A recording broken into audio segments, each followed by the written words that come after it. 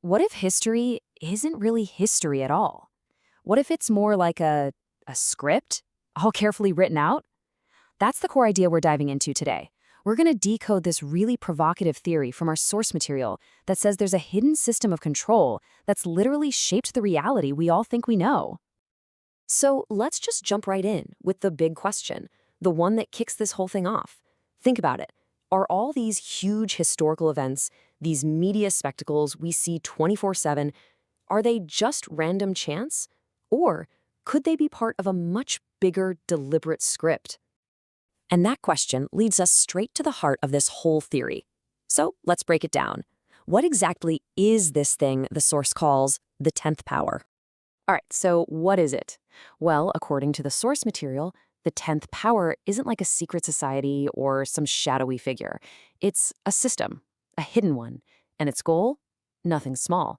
It's supposedly all about controlling reality itself, basically by writing the history books we all study and then managing how we, the public, feel about everything. Okay, but how could a system like that actually work? Well, the theory says it uses three core methods. You can see them here. First, there's political deflection, creating these huge media circuses to make sure we're not looking at what's really going on. Then you've got psychological conditioning, basically sheeping what we believe and what we're afraid of right from when we're kids. And finally, frequential control, which is all about managing the information we get to keep us locked into their story. Okay, let's get into the really wild stuff. We're going to start with the first big pillar of this theory, the idea that pretty much everything we think we know about the past has been deliberately faked, all to serve this hidden system. Okay, take the story of how the Americas were settled. The official version, the one we all learned in school, is all about a single migration across the Bering Strait, right? The idea was that the Americas were a blank slate. But this theory, it says that's a constructed narrative. The 10th power truth, as the source calls it, is that evidence of all sorts of other contacts, we're talking Vikings, Polynesians, you name it, was systematically suppressed. And why? To make Columbus's arrival seem like this totally unique, destiny-driven moment that changed everything.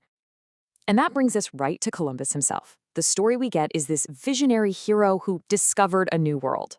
But this theory flips that completely on its head. It reframes him as an agent of conquest. The argument is that his mission wasn't about discovery at all.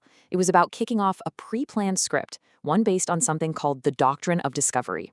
And that was a real thing, by the way, a framework that basically gave European kings the green light to take over any land that wasn't Christian. Next up, the theory takes on the idea of race itself. Now, we know scientifically that humans have a single origin in Africa, and that race is a social construct. But the source claims it was invented for a very specific reason. This 10th power lie was supposedly created to build a hierarchy, one that made things like slavery and imperialism seem natural or justified. It's what the source calls the 1789 lie, a nod to the French Revolution, suggesting that all those promises of freedom and equality were never meant for everyone. All right, so if the past was supposedly rewritten, what about now? That's what we're jumping into next. How does the source claim these same control mechanisms are being used to manufacture our present day-to-day reality? To get this idea across, the source uses this brilliant metaphor, the Acme pop gun from the old Looney Tunes cartoons. You remember it, right? It makes this loud pop, a little flag that says bang comes out, and for a second, everyone just stares at it. It's a total distraction, and that's the whole point. While you're busy looking at this silly, harmless pop gun, you're not looking at what the other hand is doing. And here's a list of events the source would call Acme pop guns. I mean, think about the media frenzy around the OJ trial. It was on every channel, all day, every day. Or remember the absolute panic over toilet paper at the start of COVID? The theory suggests that while we were all glued to these spectacles, some really big political and economic changes were being pushed through totally under the radar. This quote from the source really nails the alleged purpose of a spectacle like, say, the Jeffrey Epstein case. The idea is, by getting us all to focus on the salacious details, the famous names, the mystery of his death, the system protects the actual network behind him. As the quote says, they leave us wandering around in the dark, arguing about the little things, while the real power structure stays completely hidden and untouched. And it's not just history. The theory argues that science has been curated too. It claims that figures like Edison and Einstein get all the promotion because their work fits into these big, centralized, for-profit systems. But on the flip side, you have people like Nikola Tesla, who was working on free energy, or even thinkers like Neville Goddard, who taught that individual consciousness is the ultimate power. The theory says they were deliberately suppressed because their ideas were a threat to that whole system. And Tesla is the poster child for this idea. The official story we get is that he was this brilliant but kind of crazy inventor who died broke. But the counter-narrative from the source, it says he was an absolute genius whose research into free wireless energy was snatched up by the government right after he died in 1943. And the supposed reason? To protect the massive, for-profit energy grid we all depend on today. Okay, so if any of this is even remotely true, how in the world would you ever see through it all? Well, that's what this last section is about. The source material actually lays out a few ways it claims you can start to decode this hidden reality for yourself. The source points to the classic 80s movie They Live as a perfect metaphor. You know the one, where the main character finds these special sunglasses, and when he puts them on, he can suddenly see the real messages hidden in plain sight on billboards and magazines. Obey, consume, stay asleep.